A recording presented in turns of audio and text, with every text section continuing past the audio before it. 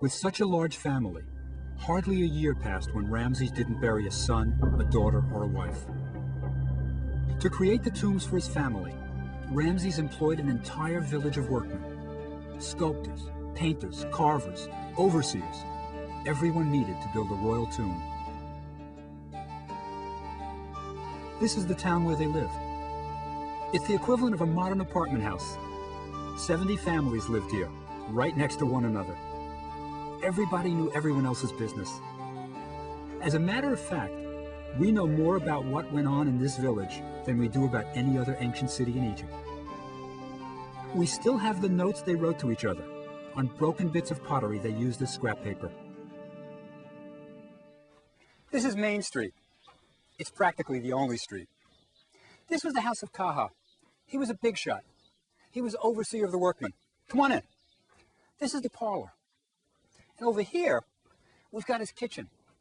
And this is where the lady of the house ground the grain. Come on. Because he was so important, he had 2 sitting rooms. And back here, a real luxury, a column for holding up the roof. He had 3 bedrooms, and he needed every one of them. He had 8 kids. He was an important man. He was in charge of one of the gangs that worked on Ramses' tomb.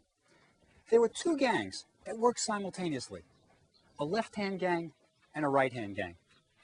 And our man Kaha, he was in charge of making sure that they worked efficiently. Everybody in this village had a specific job.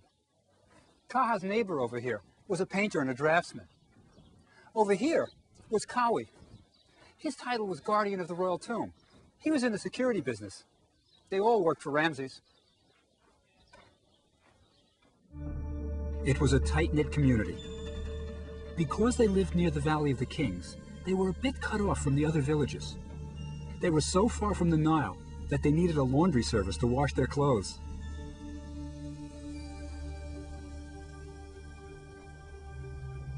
And they bartered their skills. I'll carve your coffin if you'll paint my tomb. That kind of thing.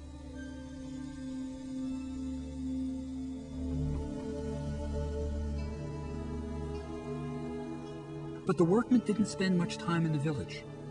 They had quite a trek to work, so they couldn't be daily commuters.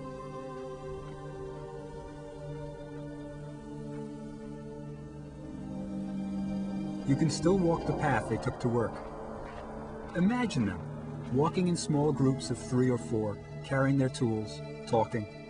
It was a beautiful walk, and as they reached the top, they could see the whole of the Nile Valley below them. Beneath them, they could see Ramses' mortuary temple being built. Just over the ridge here is the Valley of the Kings. This is where Ramses hoped he would rest for eternity.